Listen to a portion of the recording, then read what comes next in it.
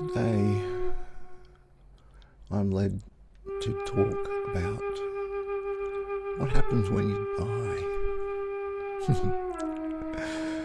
Yeah. Around about this time last year, and Bill and myself and also Christine were doing a course with David Bauer on Lemurian channeling. He should run that course more often. It was pretty powerful, hey Bill?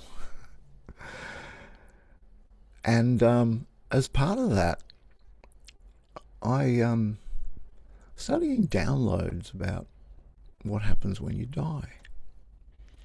And I know a lot of people talk about this stuff, but it was really quite interesting what Spirit showed me, or what the guide showed me, whichever way you want to look at it. And it sort of came as a result of some of the healing sessions that I've run with people, where sometimes they've gone between lives, which is really kind of interesting when you're working with someone and you're telling them, okay, Spirit says to go to a past life and be there now. And I say, what do you see? And they sometimes, come up with some very interesting things that don't seem to be pinned at all to this particular earth plane. Because the kind of past lives we're looking at are earthly past lives usually. But as you know, not always. And sometimes, what's happening here? Oh, okay. You're between lives. And every time, it's completely different. Yeah. What have you got? I'm not seeing anything. Interesting. Do you believe in life after death? No. Interesting. Okay.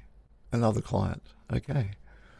You're between lives. In fact, this particular client I'm thinking of now, I said, let's see what happens when you go between lives.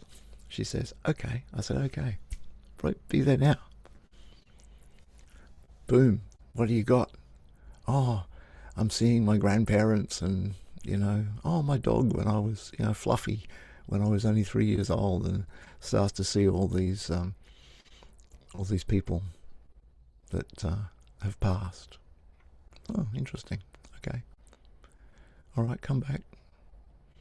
Another person seeing all sorts of religious type things. Oh, interesting. So, and then you go and read a book, and it's all about, what happens after you die. There's one there, I've got it here on a bookshelf somewhere. I borrowed it about 10 years ago from a friend of mine. I haven't yet given it back. I only read it once.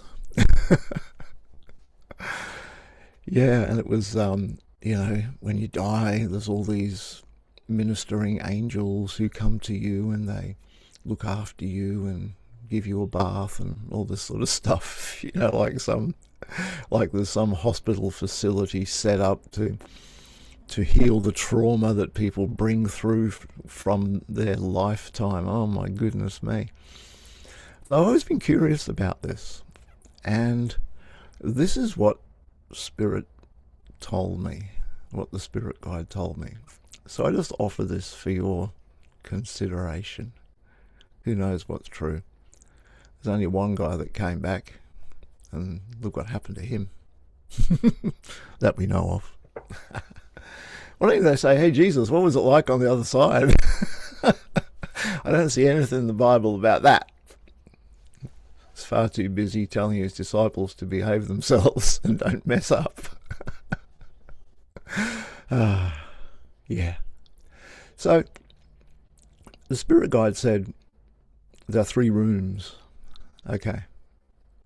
Now, what's the room? Even Jesus said, my Father's house has many mansions. Dimensions we're talking about here.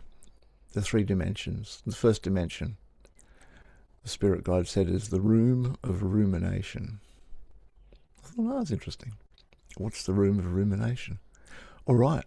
This is where your soul, and I've had some interesting discussions about soul with a few of you guys who come to the master classes, soul and spirit, from last time we spoke about that three weeks ago.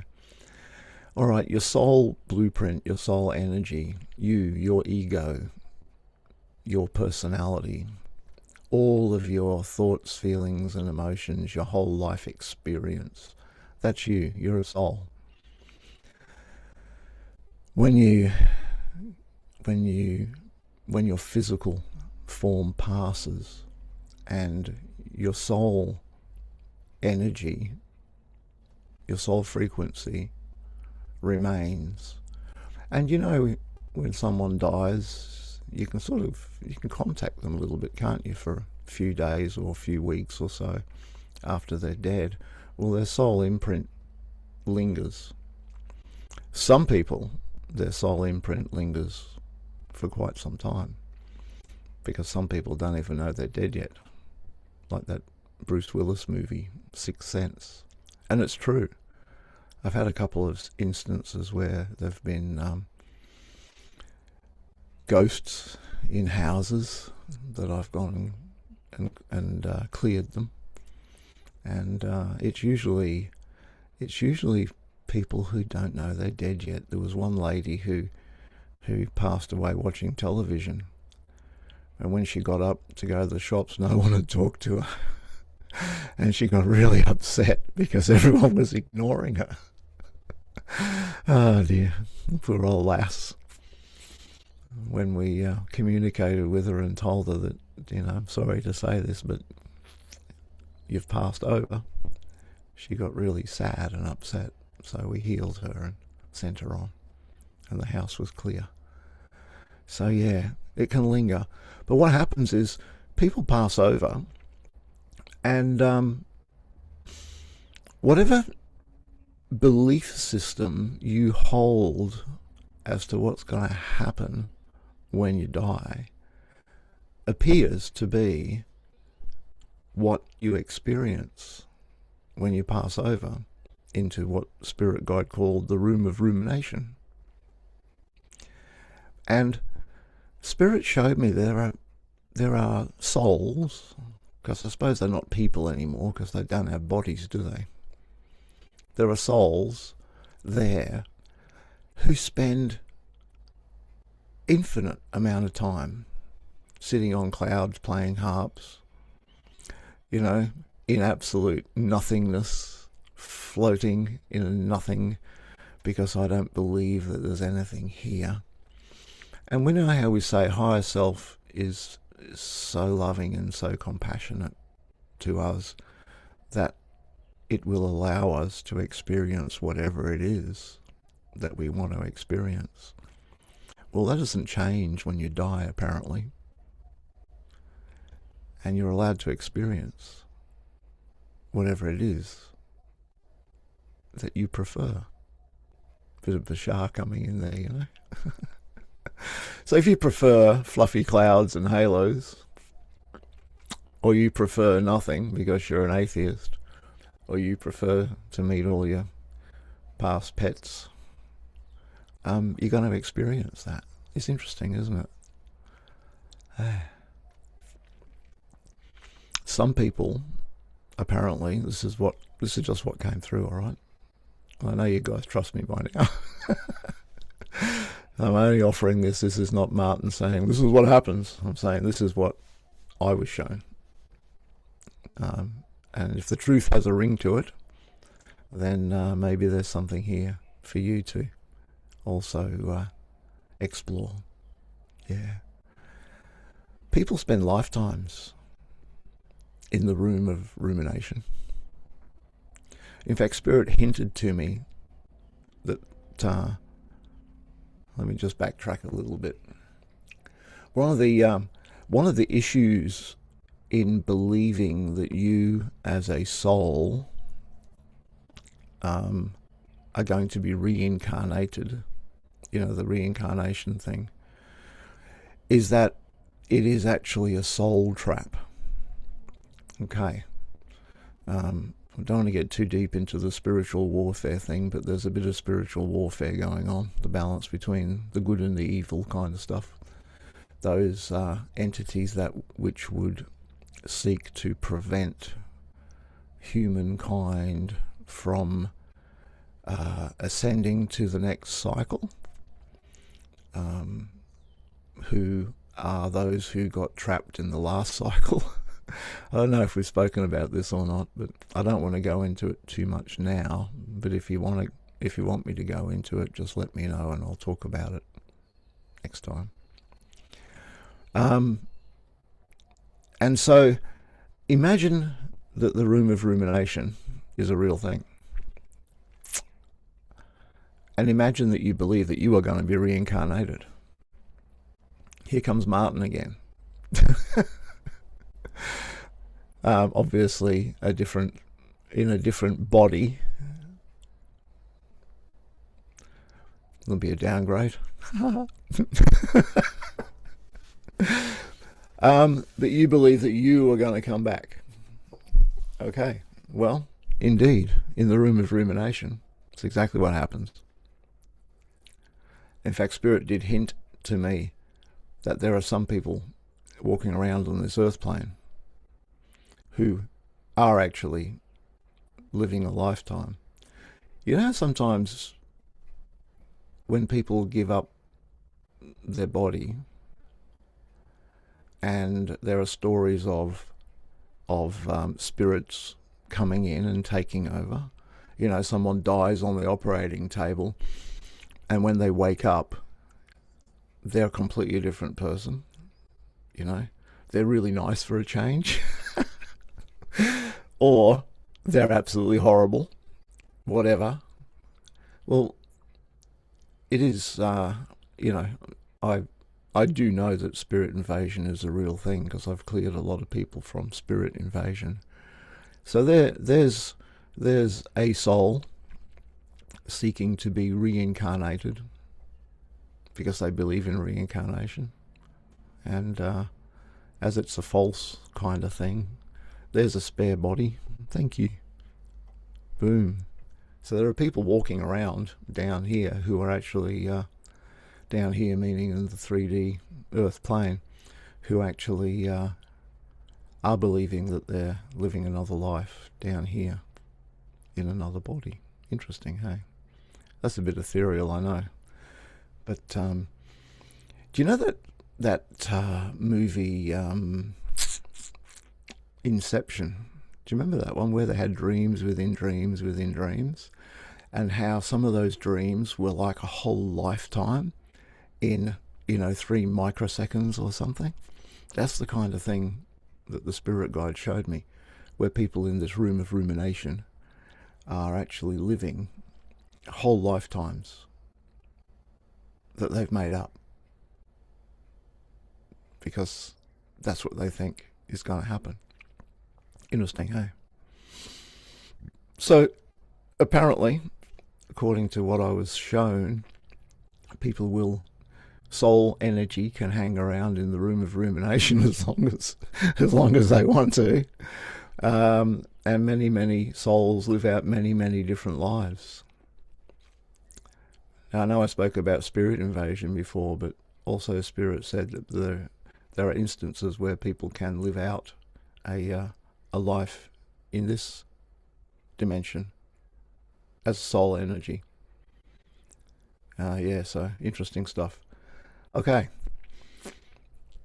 what happens next? Apparently, there's a space when people realise that they're just cycling through and through, or start to shed some of the belief systems that they have. There's a space where the soul then moves into another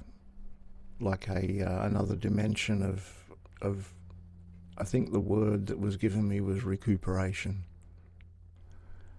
So after you've done with your what I expected to happen, you move into a spot where you start to reintegrate with spirit. People talk about a life review and all that kind of stuff. I don't really know about that. I mean, at some level, obviously there is a life review that goes on, and we perhaps review, because at that stage, after we've woken up to the fact that we don't have to sit on clouds with harps and things like that, we've realised that we came to this planet, to this dimension, with a blueprint, with a soul mission, and perhaps we can assess our life against that mission. Perhaps this is where the impression of karma comes from. Yeah. You know, David Bauer talks about the blueprint of the soul as being like going on holidays, you know, going on vacation, he'll say, because he's from Hawaii. It's American vacation. We don't have holidays, you have vacations. I think Bill's gone to sleep. Oh, there he is. Yeah, so you have vacations, and he says, when you go on vacation, you know where you're going. Planet Earth. You know when you're going. 21st century. Well, 20th, 21st, whatever. And you pretty much know what you're going to do. And you got your tours booked, you got your hotel booked, etc., etc. But, you know, when the rubber hits the road, and everything changes because the hotel wasn't as good as you thought it was, or it was even better, you know. Like happened to me when I went to Hawaii once. My bags went to Canada, and you get back. When you get back home, up to this afterlife that we're talking about, what do you talk about? You really talk about all the things that went wrong and all the things that you learned and all the things you do different next time. And I don't think that's too different to what a life review might be like in the afterlife. Yeah, interesting, hey? And then finally there's a dimension where a soul will reintegrate to spirit and become a part of the memory, part of the experience that your spirit, which is a part of the fractal of greater spirit, which is a fractal of greater spirit, that your spirit has experienced in this lifetime and in many other lifetimes. And I